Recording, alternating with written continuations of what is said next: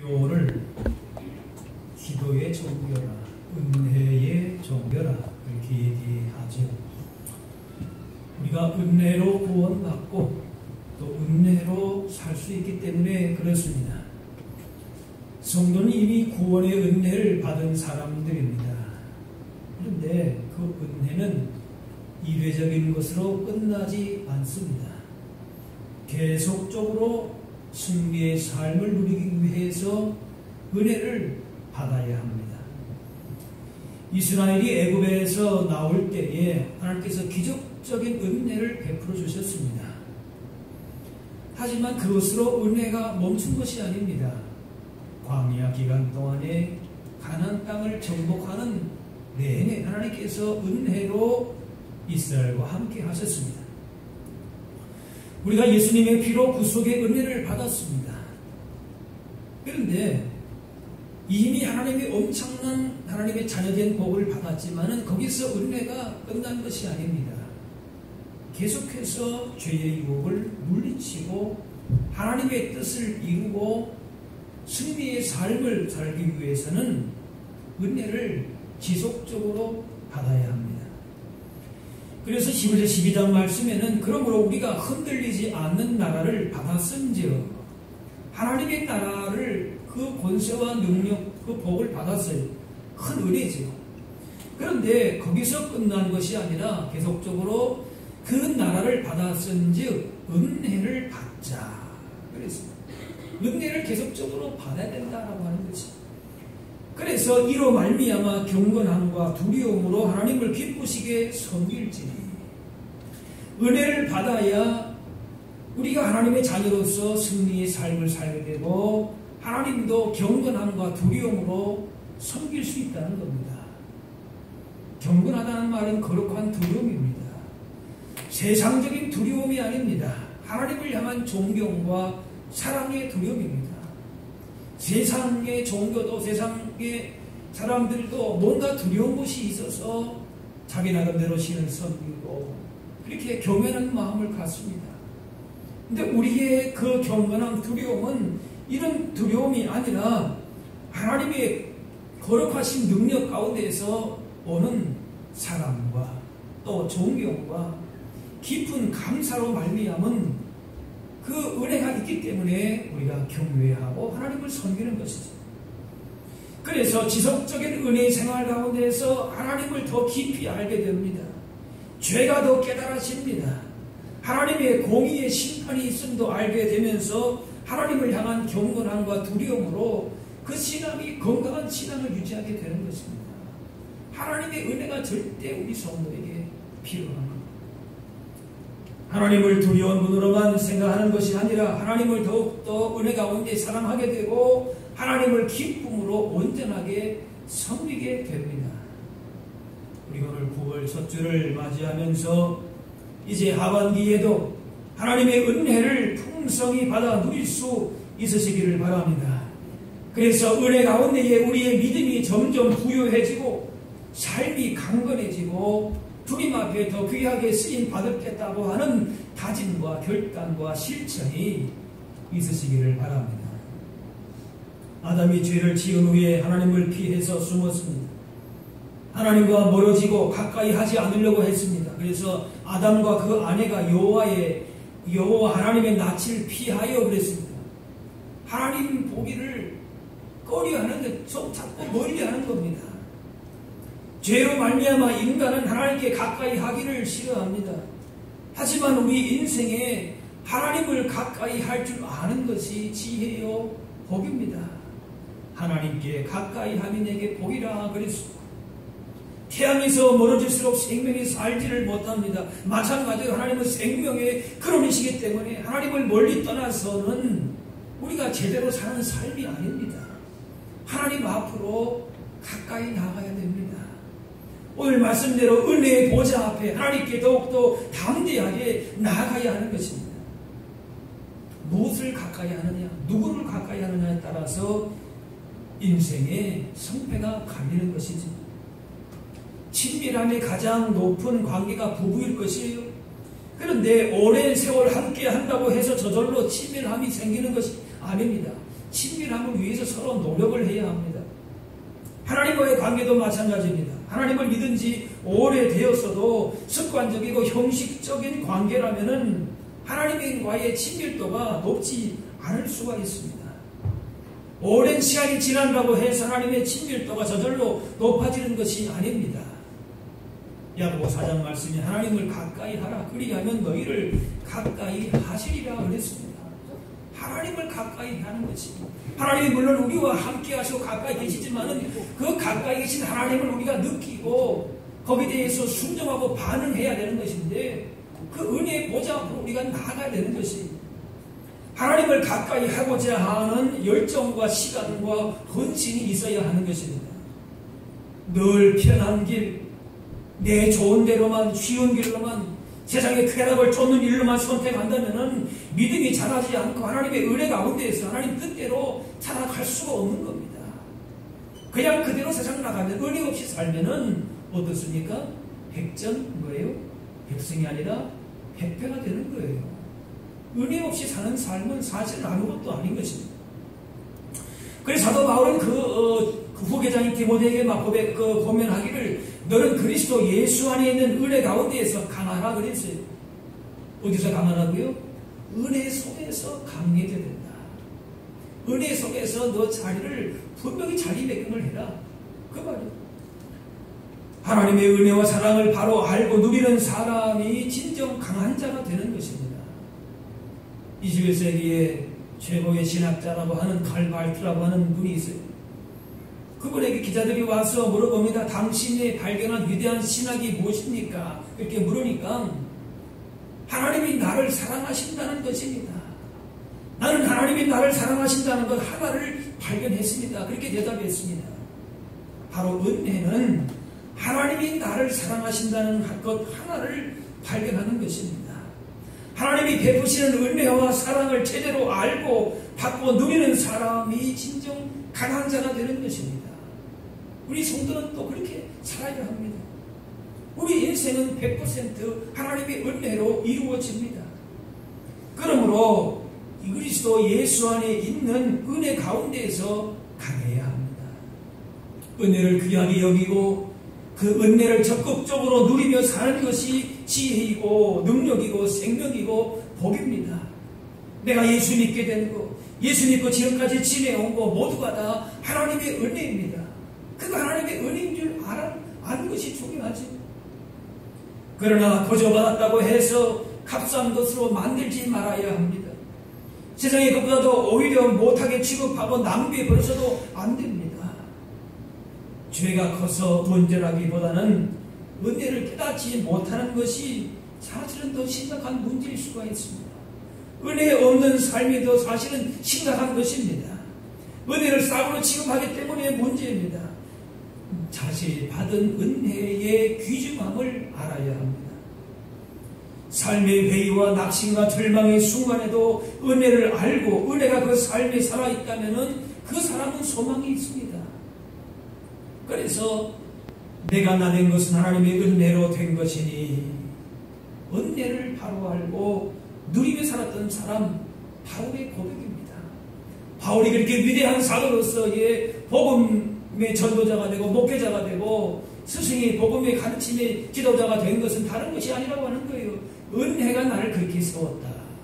하나님의 은혜 외에는 다르게 설명할 길이 없다. 그 말입니다. 우리를 지으신 것이 은혜입니다. 부르신 것이 은혜예요. 사는 것이 은혜입니다. 내 모든 삶의 자리 존재 자체가 은혜에 기초하고 있는 것입니다. 그렇기 때문에 하나님의 은혜의 가치를 아는 만큼 복된 삶을 사는 것입니다. 반대로 은혜의 가치를 모르면 모든 것이 잘 갖춰 있어도 만족함이 없습니다. 은혜가 무엇인지를 모르고 은혜를 누리지 못하면 감사할 줄 모르고 불평이 떠나지 않습니다. 은혜의 가치를 바르게 인식해야 믿음 안에서의 부유함을 온전히 누리게 되는 것입니다. 사실 우리 하나님께로 나아간다, 은혜를 받는다라고 하지만 사실은 주님께서 먼저 우리에게 다가와 계시고 은혜를 베풀고 계시는 줄로 믿습니다. 그렇기 때문에 하나님을 가까이 한다라고 하는 것은 하나님께서 나에게 얼마만큼 가까이 계시느냐, 은혜를 베풀고 계시냐라고 하는 사실, 그것을 우리가 깨닫고 인식하는 것입니다. 그러므로 영적으로 깨어있으면은 언제나 개인적으로 혹은 가정적으로 하나님께서 은혜의 자리로 부르시는 것을 느낄 수 있습니다. 그래서 그 은혜의 자리로 초청하시는 주님의 음성을 듣고 기도하며 말씀을 붙들고 순종하면서 은혜의 자리로 나아가서 그 보좌 앞에서 주시는 복을 누리며 살게 될 줄로 믿습니다. 우리가 완전하다면은 은혜를 구할 것도 기도할 것도 없습니다. 그러나 우리는 불완전하고 부족한 것이 너무 많습니다. 은혜의 보좌 앞으로 나아가지 않고서는 살아갈 수가 없습니다. 그래서 오늘 말씀에 때를 따라 돕는 은혜를 얻기 위하여 말씀합니다. 따라합시다. 때를 따라 돕는 은혜를 얻기 위하여. 네. 내가 하나님의 은혜를 많이 받았고 과거에 어떤 은사도 있었고 받은 그 기적적인 복을 많이 받았는데 그것이 과거의 경험으로만 끝나는 것이 아니라 지속적으로 계속적으로 하나님께서 뭐예요? 때를 따라서 하나님이 은혜를 주신다. 그 은혜를 받아서 누려야 된다. 그 말씀. 때를 따라 하나님의 도움을 받아야 합니다. 시기적절한 도움을 받아야 합니다. 히스기야가 아수르의 침략으로 예루살렘이 포위를 당했을 때에 기도함으로 하룻밤에 아수르 군대 18만 5천 명을 물리쳤습니다. 병들어 죽게 되었을 때 하나님께 기도와 눈물로서 통곡했을 때에 15년의 생명을 연장을 받았습니다. 도움이 필요할 때 하나님의 은혜로 이에 보좌 앞으로 나아간 것이 엘리야가 3년 6개월 동안의 강험을 해결하기 위해서 갈멜에 올라가가지고 기도할 때 비가 내렸습니다.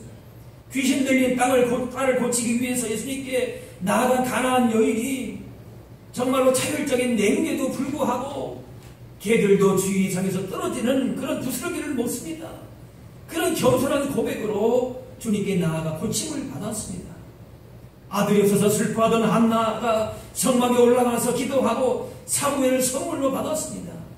때를 따라 돕는 은혜가 우리에게 있습니다. 하나님 앞에 그 은혜를 구해야 합니다. 하나님의 기적으로 고쳐야 하는 병도 있고 병원에서 치료를 받아서 고쳐야 될 병도 있습니다. 내가 어떤 병원에서 어떤 의사와 약을 통해서 고침을 받을 것인지 기도하고 은혜를 구해야 합니다.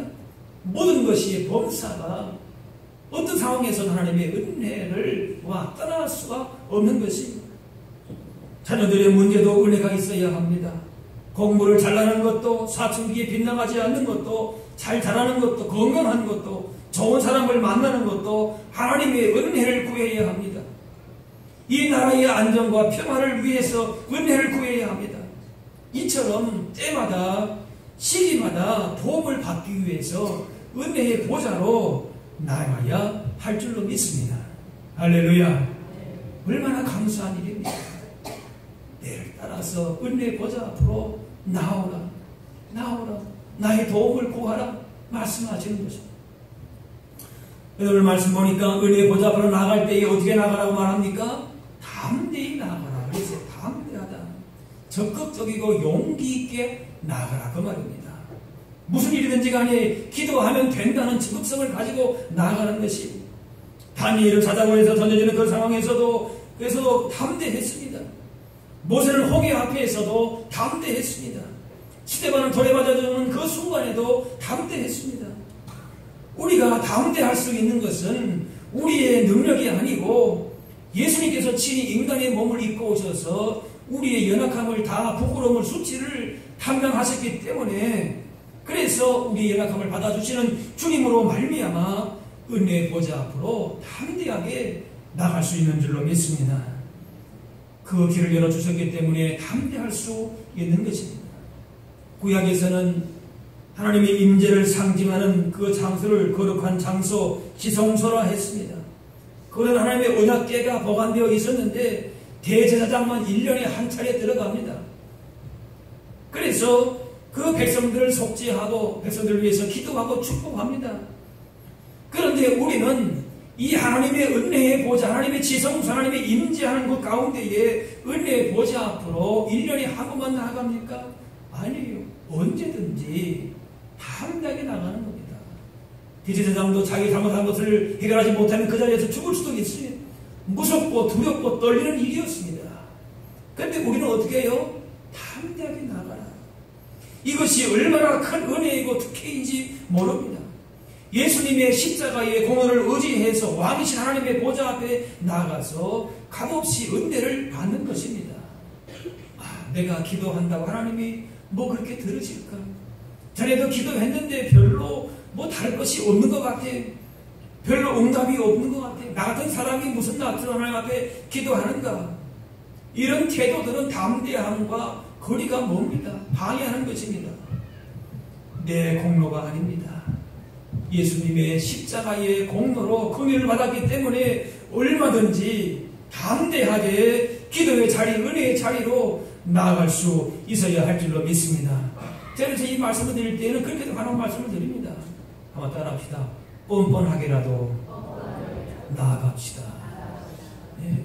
얼마든지 예수 그리스도의 십자가의 보혈의 능력을 의지할 때에 어떤 것도 방해할 것이 없기 때문에 그 믿음만 가지고 어떤 문제든지 주님 앞에 가지고 담대하게 은혜의 그 자리로 나아가실 수 있게 되기를 바랍니다.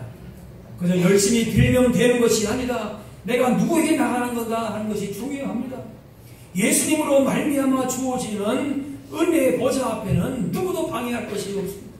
그저 나아가기만 하면 내 부족에 내 연약함이 있다 할지라도 담대하게 주의 은혜의 보좌 앞으로 나아가실 수 있게 되기를 바랍니다. 예수님께서 겟세마네 동산에서 기도하실 때 제자들이 같이 기도했습니까? 아닙니다. 너무 피곤해서 육신의 연약함으로 졸고 그만 잤습니다. 근데 주님이 말씀하시기를 시험에 들지 않게 깨어 기도하라. 마음에는 원이로되 육신이 약하도다 그랬습니다. 우리 연약함을 긍휼히 여겨주신 주님의 은혜로 은혜의 보좌 앞으로 나가기는 우리가 하지만은 반대로 또 역으로 우리의 육신의 연약함 때문에 은혜 생활에 방해가 되기도 합니다. 그러므로 육신의 연약함을 극복하고 영적인 집중력을 가져야 합니다. 되는 대로 그냥 놓아두게 되면 적극적으로 은혜 가운데 살아갈 수가 없습니다. 또한 복잡하고 분주한 생활이 가운데서 은혜 가운데 사는 것을 방해합니다. 이럴수록 주님 말씀대로 따라합시다. 시험에 들지 않게 깨어 기도하라. 네. 분주할수록 우리 삶에 방해하는 것이 많을수록 우리 자식 연약함이 있을수록 더 우선순위를 정해놓고 주님의 은혜의 자리로 나아가는 것입니다. 일주일에 한 번만, 그것도 잠시 형식적으로 하나님을 생각하고 일주일 전체를 자신의 뜻대로만 산다면 은혜 가운데 사는 모습은 아닐 것입니다. 보다 적극적으로 은혜를 누리고 하나님을 가까이 하는 삶을 살기 위해서 실천적인 은혜의 자리에 서 있는 모습을 우리가 갖추어야 하는 것입니다. 그러기 위해서 첫째로는 예배를 통하여 하나님께 영광을 돌리고 예배 가운데 주시는 은혜를 우리가 누릴 수 있어야 합니다. 우리가 열심히 산다고 복이 있는 것이 아닙니다. 세상의 즐거움 속에서만 찾는 안식을 누릴 수가 없습니다. 거룩한 날 주님의 전에서 기쁨을 누리고 예배하면서 안식을 누려야 그것이 복입니다. 둘째로 하나님의 은혜를 누리는 생활은 기도 생활입니다. 다니엘은 하루 3번씩 습관대로 기도했습니다. 예수님은 새벽에 한적한 곳에 나가서 아무리 바쁘셔도 꼭 기도하는 일부터 하셨습니다. 마틴 루터는 전기가 같은 종교 현장의 그 현장 속에서 하루에 서너 시간씩 기도하지 않으면 일할 수 없다고 했습니다. 바쁠수록 나는 더 기도한다고 했습니다. 중요한 일이 더 많을수록 더욱 기도하고 은혜 가운데에 거해야 하는 것입니다. 친해지려고 하면 자주 만나서 대화를 깊이 해야 되는 것처럼 기도도 하나님과 더욱더 가까이 하는 만드는 대화입니다. 기도함으로 주님 주시는 은혜의 풍성함을 경험할 수 있는 것입니다. 셋째로 하나님의 은혜를 누리는 생활은 말씀 생활입니다. 말씀을 가까이 할 때에 우리의 믿음과 삶이 풍성하게 열매를 맺습니다. 말씀과 우리의 신앙과 은혜 생활을 뗄 수가 없는 것이지요. 그래서 말씀이 내 삶의 뿌리를 내리도록 해야 합니다. 그래서 어떤 어려움이 와도 어떤 다른 것을 생각하는 것이 아니라 주의 말씀이 내 마음 가운데 열매를 맺을 수 있도록 반석 위에 세운 믿음 생활을 할 수 있도록 말씀 생활이, 은혜 생활이 되도록 해야 할 것입니다. 네 번째, 하나님의 은혜를 누리는 생활은 봉사하는 생활입니다. 교회의 각 기관과 부서 속에서 은사와 직분을 따라서 충성되게 섬기는 것입니다. 또 주님의 사랑을 가지고 이웃을 향해서 섬길 수 있어야 할 것입니다. 지극히 작은 자에게 한 것이 곧 주님을 위해 한 것이라 하셨습니다. 몸으로 섬기고 그렇게 봉사할 때에 섬김의 기쁨, 은혜의 자리에 서 있는 그런 복을 우리가 누리게 되는 것입니다.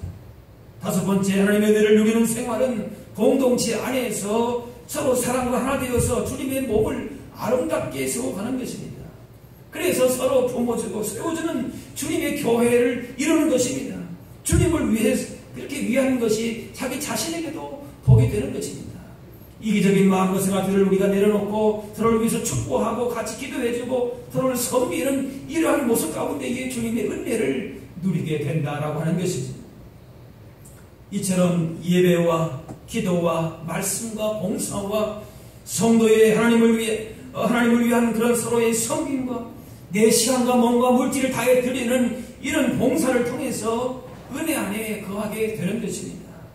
보다 적극적으로 하나님의 은혜와 복을 누리기 위해서 이러한 실천적인 삶의 자리가 있어야 된다고 하는 것입니다.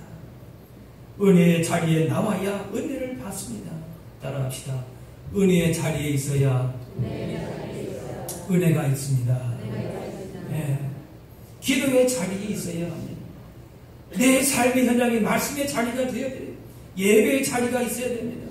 교제와 섬김과 봉사의 자리가 있어야 합니다. 그래서 교회 안에서 세상을 향해서 이렇게 하나님께 가까이 나아감으로 하나님의 은혜와 복을 더욱더 풍성하게 경험할 수 있게 될 줄로 믿습니다. 우리가 은혜를 받고 또 은혜를 누려야 되는데 이렇게 은혜를 누리지 못하게 하는 방해하는 요소가 있습니다. 그건 뭔가 하면은 두 가지 마음을 품고 있기 때문에 그렇습니다. 두 마음을 품지 말고 한 마음으로 하나님을 섬겨야 합니다. 이사야 26장 말씀에 주께서 심지가 견고한 자를 평강하도록 지키시리니 이는 그가 주를 신뢰함이니이다. 그랬습니다. 심지가 견고하다. 하나님을 향한 하나의 마음으로 하나님을 섬기고 세상을 섬기며 나갈 때에 주께서 평강으로 인도하신다. 은혜의 길로 언제나 인도하신다. 우리의 마음이 세상과 나뉘어지지 말아야 된다고 하는 것입니다. 그래서 요한 1서 2장의 말씀 보면은 이 세상에 있는 것들을 사랑하지 말라. 누구든지 세상을 사랑하면은 아버지의 사랑이 그 안에 있지 아니하다. 세상을 의지하고 사람을 더 의지하고 그 마음이 갈리게 되게 되면은 뭐예요? 하나님의 사랑, 하나님의 은혜가 그 안에 있을 수가 없다라고 하는 것입니다. 하나님의 은혜가 없으면 살 수 없음을 우리가 기억하면서 내 힘으로 살 수 없음을 고백하면서 하나님 앞에 겸손히 무릎을 꿇을 때에 더 큰 은혜로 하나님이 인도하여 주실 줄로 믿습니다. 하나님께 쓰임받은 사람은 어떤 사람도 완벽한 사람은 없습니다.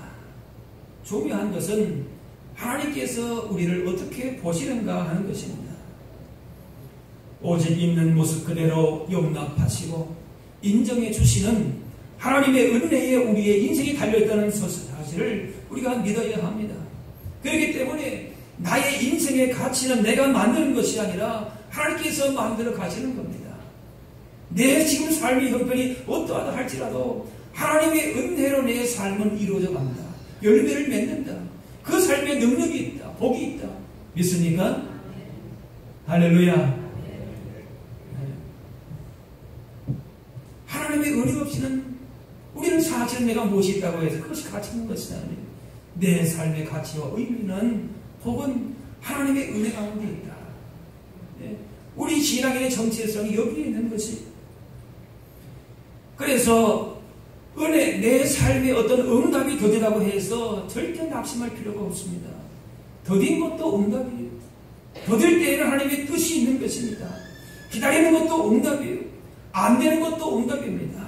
하나님께서 더 좋은 것을 주십니다. 모든 것이 합력하여 서로 이루신다고 말씀하셨습니다. 뜻대로 안 된다고 낙심하며 기도 안 하면은 은혜의 자리를 떠나면은 그만큼 더 손해입니다. 내 삶에 내 모습에 우리가 일희일비할 것이 아니고 하나님의 은혜 가운데 있으면은 하나님의 뜻이 이루어지면 되는 것입니다. 어떤 상황에서도 담대히 은혜의 보좌 앞으로 나아가는 것이 복입니다. 그러면은 그때 적절한 은혜와 도움을 반드시 주시는 줄로 믿습니다. 내가 원하는 대로 이루어지고 하는 일마다 잘 되는 것만이 은혜가 아니라 때로는 힘들고 이유 없는 고통으로 마음 아파하면서도 예수님을 따라 살아간다면은, 그래서 그 안에서 변화된 삶을 산다면은 그것이 은혜인 것입니다. 따라합시다. 오직 주님, 오직 은혜입니다.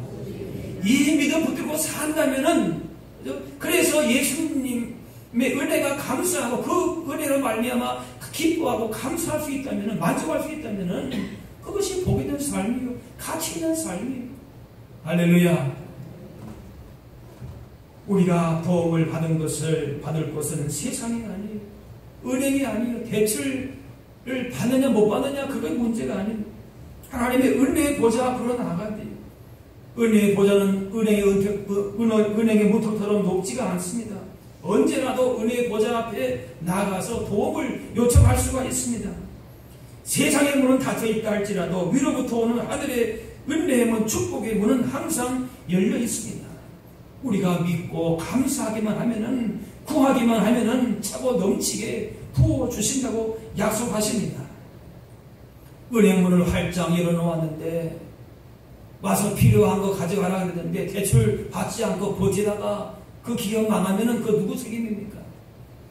때를 따라 도는 은혜를 얻기 위해서 나아갈 때에 그 어떤 고난과 시험 속에서도 넉넉히 승리할 수 있도록 지혜를 주시고 강건케 하실 줄로 믿습니다. 따라합시다. 은혜 속에서 강하여집니다. 네.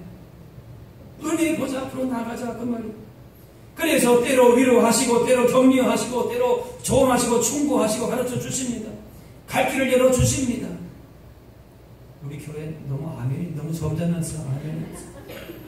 나는 지금 은혜가 충만한데 자꾸 은혜 받으라 그러니까 그래서 그런 거죠. 그죠? 이미 은혜가 충만한데 자꾸 은혜 받을까요? 때로 위로하시고 격려하시고 조언하시고 충고하시고 갈 길을 열어 주실 줄로 믿습니다. 주께서 친히 앞장서 주셔서 때로는 세미한 음성으로 말씀하시고 때로는 강한 확신으로 우리 가운데에 우리의 심령을 붙들어 주신 우리의 연약함을 긍휼히 여겨주시고 있는 모습 그대로를 받아주십니다. 사람별로 반드시 인도하십니다. 그 주님을 의지하고 그 은혜의 보좌 앞에서 흘러나오는 능력만을 힘입어서 사람이나 세상의 그 어떤 것에 우리의 삶에 길이 있고 방법이 있는 것이 아니라 담대하게 때를 따라 주시는 은혜 가운데서 참된 기쁨과 복을 누리면서 진정 주님 안에서의 주신 사명을 감당함으로 주님 앞에 칭찬받고 영광 돌릴 수 있는 저와 여러분들 다 될 수 있기를 주의 이름으로 축원합니다. 기도하겠습니다.